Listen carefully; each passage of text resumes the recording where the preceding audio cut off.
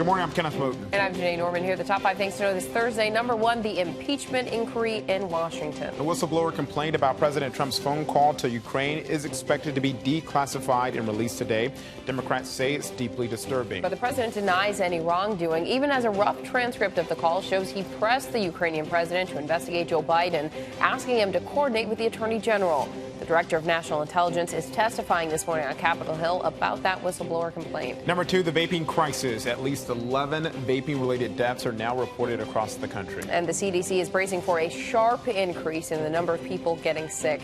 It's expecting hundreds of additional cases. Industry groups say illegal vaping products are to blame. Meanwhile, the e-cigarette company Juul has now stopped most of its advertising. On to number 3 now. New concerns this morning about the upcoming Joker movie. Army officials in Oklahoma say they've been alerted to online chatter about a possible mass shooting at a theater when the film is released next week. And the FBI has warned authorities in Texas about potential threats on social media. The movie digs into the Joker's past, and some say the character could inspire would-be killers. But the director of the film says people can handle the message. Well, I think it's saying something not necessarily about mental illness, but about treatment of people that have mental illness. So I think it's saying that, you can't really ignore a problem. It's something that needs to be addressed. The film has also been criticized by people who lost loved ones in the Colorado movie theater massacre, which happened during a showing of The Dark Knight Rises. Number 4, a frightening scene in New York City, a delivery hoax. 2 crooks, one pretending to be a FedEx worker, like you see here, burst into a home. They taped the hands, feet, and mouths of the people inside, forced them to open a safe, and stole $130,000 in cash and jewels. The victims were not hurt. And finally, number 5, a passenger who got stuck inside the bathroom of a United Airlines plane. The Washington to San Francisco flight had to be diverted to Denver. That's where fire crews came aboard and helped unstick the disabled door and free that trapped passenger. But the question remains, was the passenger still able to go to the bathroom? You know you shouldn't wash your hands with that water, right?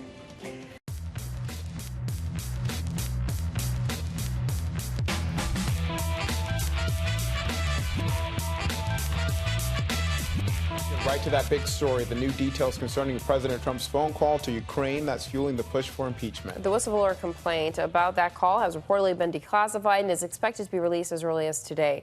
Democrats who've already read it say it shows the president abused his power. A rough transcript of the call reveals the president repeatedly prodded Ukraine's president to investigate Joe Biden, but President Trump insists he did nothing wrong. ABC's Inez de la Cuetara has the latest from Washington, where the director and the acting director of national intelligence is set to testify today. Inez, good morning.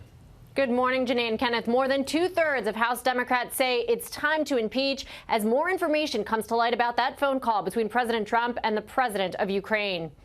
This morning, new information about that phone call between President Trump and the president of Ukraine at the heart of the impeachment inquiry. A source tells ABC News that Ukrainian government officials understood that to arrange a call with the American president, they had to agree to talk about investigating the Bidens. An advisor to Ukraine's president saying, quote, "It was clear that Trump will only have communications if they will discuss the Biden case."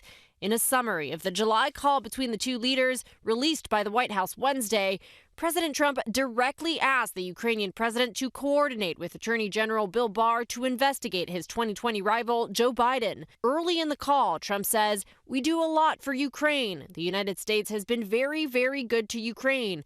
Later adding, "I would like you to do us a favor, though." He then asked Zelensky to investigate an unsubstantiated theory about stolen Democratic emails, saying, quote, "I would like to have the Attorney General call you or your people, and I would like you to get to the bottom of it." Zelensky says one of his assistants has already been in touch with Trump's personal attorney, Rudy Giuliani. President Trump then has a second request, and it's about Joe Biden. There's a lot of talk about Biden's son, he says, that Biden stopped the prosecution, and a lot of people want to find out about that. So whatever you can do with the attorney general would be great. The prosecution he's believed to be referring to is the investigation into a Ukrainian company Biden's son worked for. Hunter Biden was paid tens of thousands of dollars a month to sit on the company's board, but there's been no evidence of any wrongdoing.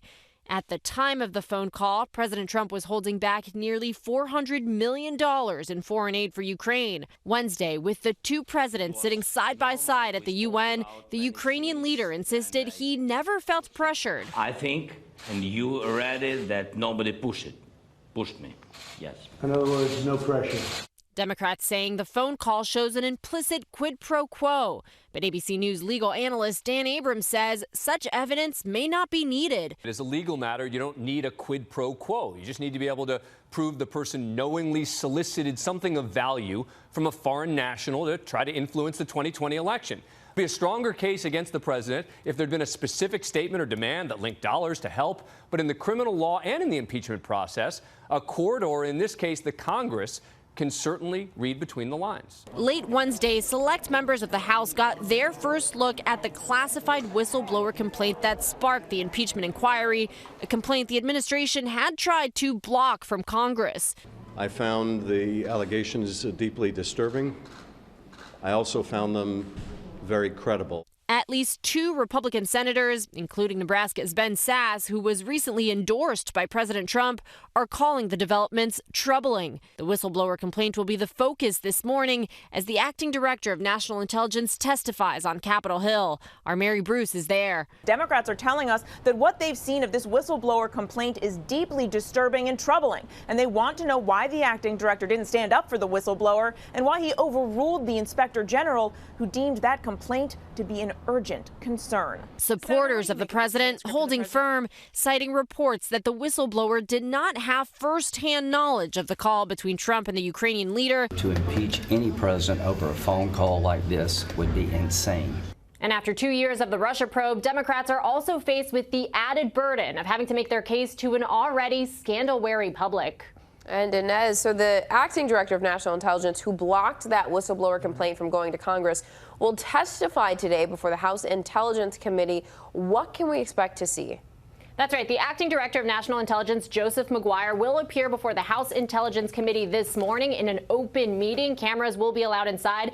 He's expected to be asked about why it was that he blocked that whistleblower's complaint from reaching Congress and whether it was the White House that pressured him to do so. Janae and Kenneth. All right, Inez, thank you. While Republican Senators Mitt Romney and Ben Sasse call the phone call troubling, many Republicans are siding with the president, dismissing the conversation as a nothing call. ABC's Terry Moran takes a look at how the controversy is playing with Trump's base.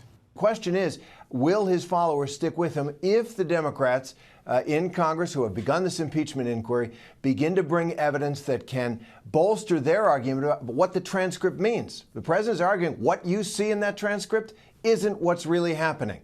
He's saying that he is advocating for the United States interest, not his personal political interest. But if the Democrats in these hearings can bring out witnesses who were part of this process, to put it in a different context, it's a question as to how well this very familiar playbook that he is playing here will work with his base and with voters.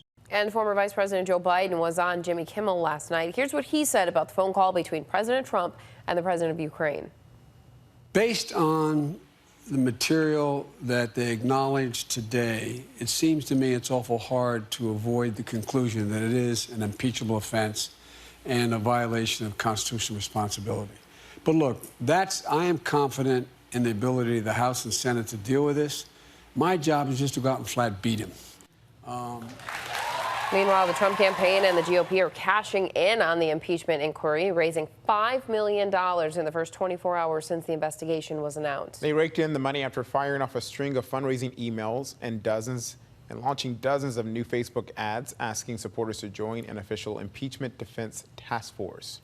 And you can stay with ABC News for the latest on the impeachment inquiry. We'll bring you live coverage at 9 o'clock Eastern time this morning as the acting director of national intelligence testifies on Capitol Hill. And President Trump is wrapping up his visit to the UN General Assembly this morning, and there are no official plans for him to meet with Iranian President Hassan Rouhani. As tensions continue to escalate over the recent attacks on Saudi Arabia's oil industry, French President Emmanuel Macron has been trying to mediate talks. When asked if he would call Trump, Rouhani had this to say to David Muir.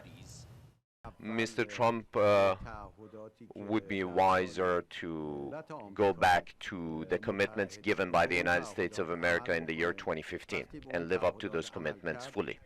Once that happens, if there is a need for telephone contact, we will certainly establish that contact and talk to one another. Rouhani also made it clear that Iran is not willing to negotiate a new nuclear deal unless crippling economic sanctions are lifted.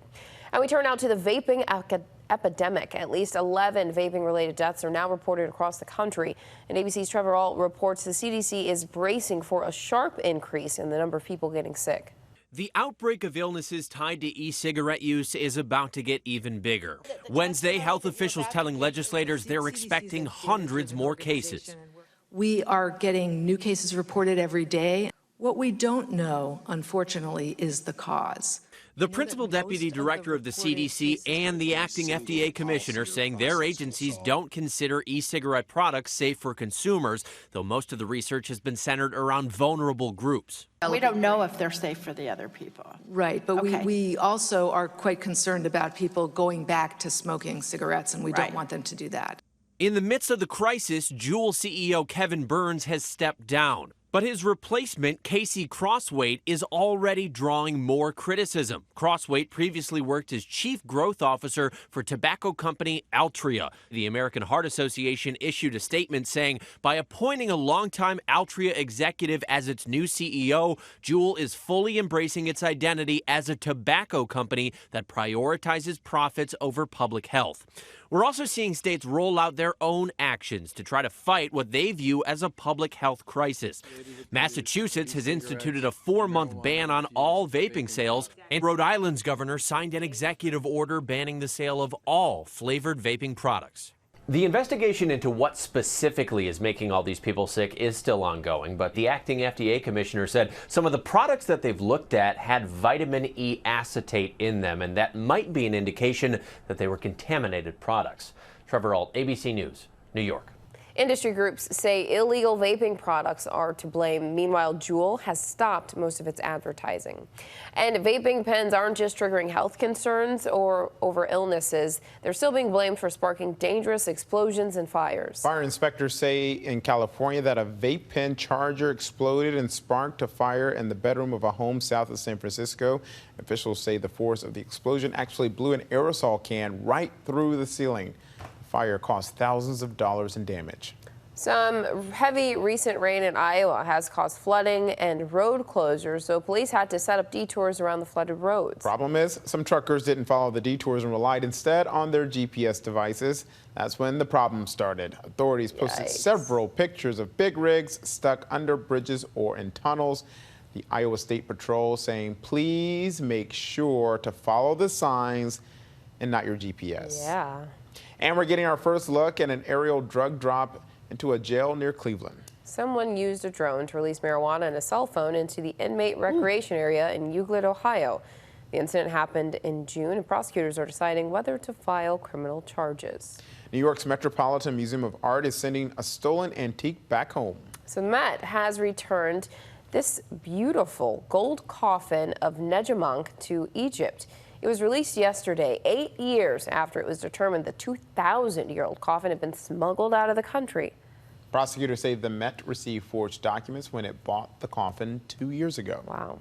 The company that owns Match.com and other dating sites is being accused of a romance scam. Match.com users can create a free profile, but they must buy a subscription in order to respond to messages. The Federal Trade Commission is suing the company, claiming it sent emails to users with free accounts suggesting someone was interested in them, but users would have to buy a subscription to see more.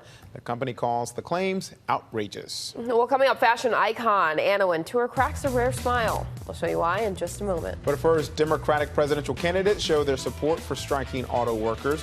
We'll have the latest from Detroit after this.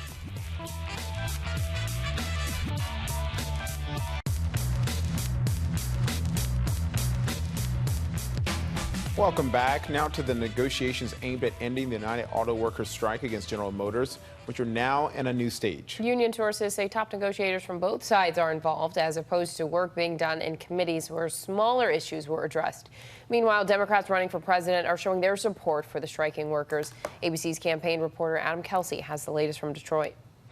Hey there, Janae and Kenneth. You may be able to see right over my shoulder a group of General Motors workers who continue to walk on the picket line. There are 46,000 United Auto workers at 55 different GM facilities across the country who have been out of work since early last week when their most recent contract expired. And labor union leaders have been at the bargaining table with GM leadership trying to hammer out things like better pay, better benefits, and to try to keep plants like this one right behind us here in Detroit open. This one's actually supposed to close early next year.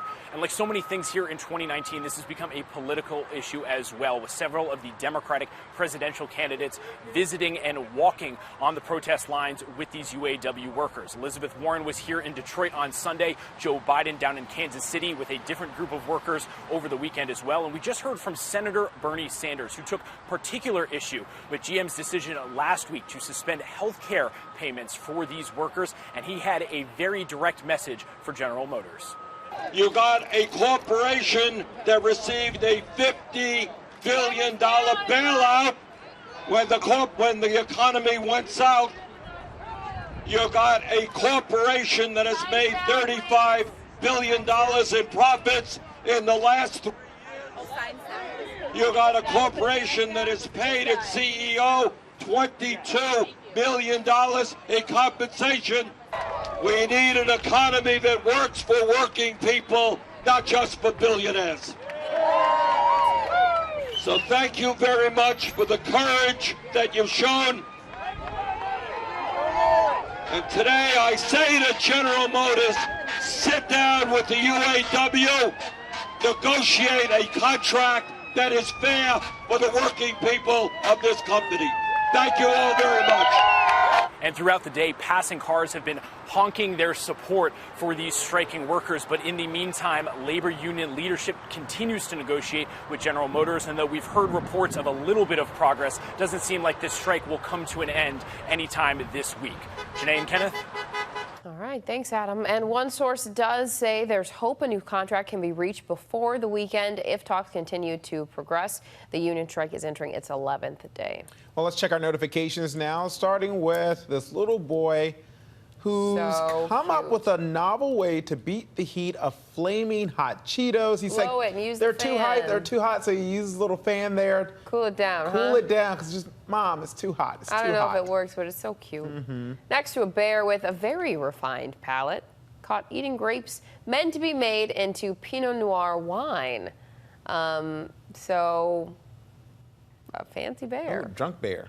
Yes. Drunk bear. Tipsy like bear. Some wine. Very, very drunk bear. Hey, next, a creepy video from a hospital in India.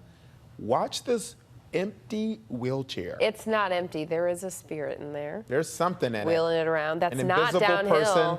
It even turns around at one point. Wow. Spooky. And a woman on a flight decided it was just too stuffy on the plane, so she opened the emergency door for some air. What? Because that's what you do. Oh, I'm sure that caused some delays. Let's get some air in here. Finally, to the stunner on the runway. These images just crossing our desk here, showing German model Leon Dame closing out a spring show at Paris Fashion Week there in platform-heeled boots, stomping his way down the catwalk. Looking like Kenneth when he's upset in the hallway. The 20-year-old apparently put quite a bit of energy into what appeared to be more of an angry march than the usual elegant glide. But apparently it got the Anna Wintour stamp of approval. The editor-in-chief of Vogue smiling as he stomped past her. And we all know that smile from the real-life Miranda Priestley is worth its weight in gold. Amen. Now to the new allegations about Uber and concerns about passenger safety. The Washington Post reports the company has a 3 strikes policy. That policy reportedly allows drivers to keep picking up passengers even after they've been accused of crimes. This morning, Uber is responding to new allegations in the Washington Post. An investigation by the newspaper claims the company is putting its own interests ahead of riders, according to more than 20 current and past employees interviewed. The article details one case of a driver accused of sexually assaulting 3 separate riders and still being allowed to drive. Uber says complaints from riders who allege a crime by a driver are sent to a special investigations unit. Generally generally people are receptive to the kind of feedback that you have about suspected offenders as far as if they should stay on the application or not. Lily Flores was an investigator for Uber for 2 years. She says she left the company last year because of the number of sexual assault cases she had to investigate. I'm talking about sexual assault all day, every day, and it's not easy. Flores says there's a policy at the company of not reporting purported crimes to police, even when they get confessions of felonies. It was our job to, just take the report for what it was and not hand that off to police. Uber says the reason for not reporting alleged crimes to police is to protect the alleged victims, saying if those victims want to go to police, they can, and Uber investigators will cooperate. Uber calls the Washington Post investigation inaccurate, and the company says it's made changes and invested in safety technology. We overhauled this system and we created something new, and a lot of the policies, a lot of the things that you see in that Washington Post article and that were spoken about are outdated. According to the Post, many Uber investigators have no law enforcement experience. Uber says it recently started hiring people with more experience. Well, coming up, we've got the rundown of all the big events going on in the day ahead. Yeah, plus the big news for fans of Samuel L. Jackson, where you can hear his iconic voice very soon after this. Here's what to watch out for today. The acting director of National Intelligence, Joseph McGuire, will testify about the whistleblower complaint in an open hearing before the House Intelligence Committee. We'll have full coverage right here on ABC News Live at 9 Eastern. Meanwhile, President Trump is in New York for the United Nations General Assembly. He'll be attending a fundraising breakfast before heading back to the White House. Another parent is due to be sentenced for their role in the college admissions scandal. California sales executive Steven Semprevivo admitted to paying hundreds of thousands of dollars in bribes to get his son accepted to Georgetown University as a fraudulent tennis recruit. And Democrats are on the campaign trail. Joe Biden is in Los Angeles for fundraisers. Andrew Yang will appear on The View. Beto O'Rourke holds a town hall in Erie, Pennsylvania. And Cory Booker speaks at a politics and eggs event in New Hampshire. So keep it here for live coverage throughout the day. Plus, don't forget to tune into The Debrief for an update on all our top stories in the briefing room for a breakdown of the latest headlines in politics. And finally, to Amazon's Alexa. We're all familiar with that monotone female voice coming out of Echo devices. But what if Alexa sounded like this? I have had it with these snakes on this plane. What country you from? What? What ain't no country I ever heard of? They speak English and what? What? English. So we're not going to fight anymore. We're going to pull together and we're going to find a way to get out of here. First, we're going to seal off this. Oh, shark gotcha, Samuel L. Jackson. Amazon is set to introduce the actor as the first celebrity voice for its Alexa virtual assistant later this year. Jackson's voice will carry a 99-cent premium charge, and users will have the option of choosing whether to allow Jackson to use more salty language or to just keep it G-rated. Is he known for salty language? He's that one phrase. What is it again? Oh, we can say it here because. Right. Oh, we can't. No, you can't. Fine. So that's our question of the day. Do you want Samuel Jackson to yell at you in your own home? What other celebrity voice would you want to hear? You want to hear ours? Me either.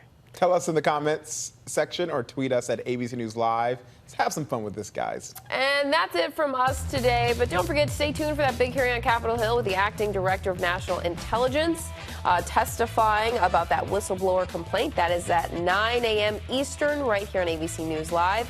And we will see you tomorrow. Have a good one. Friday.